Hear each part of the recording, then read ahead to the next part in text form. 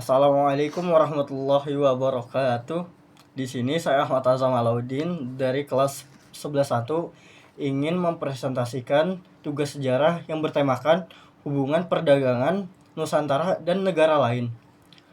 Nusantara titik temu perdagangan dunia. Sejarah perdagangan dunia Nusantara dengan letaknya yang strategis di antara benua Asia, Australia, dan Samudra Hindia Pasifik menjadi pusat perdagangan yang sangat ramai dikunjungi oleh para pedagang dari berbagai penjuru dunia. Kekayaan sumber daya alamnya terutama rempah-rempah membuat Nusantara menjadi tujuan utama para pedagang. Komoditas perdagangan utama, rempah-rempah menjadi komoditas paling dicari di Nusantara, termasuk cengkeh, lada, pala, dan berbagai jenis rempah-rempah lainnya. Selain rempah-rempah, Nusantara juga kaya akan emas, kayu, cendana, dan berbagai hasil bumi lainnya yang menjadi incaran para pedagang dari negara lain. Perdagangan membentuk budaya. Perdagangan tidak hanya membawa keuntungan ekonomi, tetapi juga membawa pengaruh yang signifikan terhadap budaya Nusantara. Masuknya agama Hindu-Buddha dan Islam serta berbagai tradisi dan teknologi dari luar memperkaya khazanah budaya Nusantara. Kita tidak dapat melihat pengaruh ini pada berbagai aspek kehidupan seperti seni, arsitektur, dan bahasa. Perdagangan pada masa kolonial. Kedatangan bangsa Eropa ke Nusantara membawa perubahan besar dalam pola perdagangan. Mereka menerapkan sistem monopoli perdagangan yang merugikan bagi masyarakat Nusantara.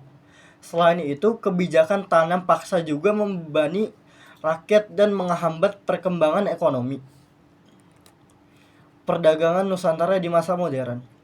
Di era globalisasi, perdagangan Nusantara menghadapi tantangan baru seperti persaingan yang semakin ketat dan perubahan iklim.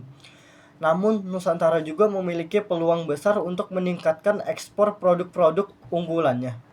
Kerjasama dalam ASEAN juga membuka peluang pasar yang lebih luas bagi produk-produk Indonesia. Peranan pedagang asing. Selain bangsa Eropa, pedagang dari Asia juga memainkan peran penting dalam perdagangan Nusantara. Pedagang India membawa tekstil dan rempah-rempah dari India ke Nusantara, dan kemudian membawa rempah-rempah Nusantara ke Timur Tengah dan Eropa. Pedagang Arab membawa Islam ke Nusantara dan menjadi perantara perdagangan antara Nusantara dan Timur Tengah. Pelabuhan-pelabuhan penting. Beberapa pelabuhan penting di Nusantara yang memainkan peran penting dalam perdagangan antara lain Pelabuhan Malaka, Pelabuhan Samudra Pasai, Pelabuhan Sunda Kelapa, dan Pelabuhan Gresik. Pelabuhan-pelabuhan ini menjadi pusat transit dan perpindahan barang dari kapal yang lebih besar ke kapal yang lebih kecil. Infrastruktur pendukung perdagangan.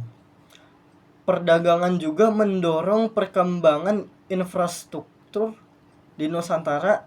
Jalur perdagangan laut dan darat dibangun untuk menghubungkan berbagai wilayah.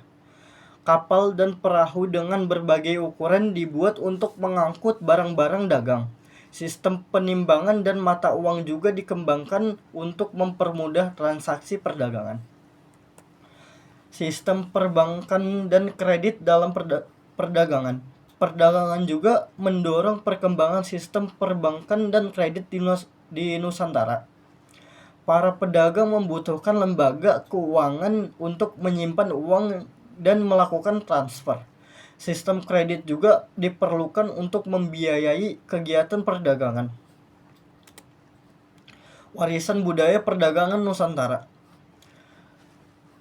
Perdagangan tidak hanya membawa keuntungan ekonomi, tetapi juga meninggalkan warisan budaya yang fengfu, berlimpah bagi Nusantara. Kita dapat melihat pengaruh budaya asing dalam berbagai aspek kehidupan, seperti makanan, kesenian, dan kerajinan tangan. Masakan Nusantara seperti rendang dan nasi goreng dipengaruhi oleh budaya India dan Cina.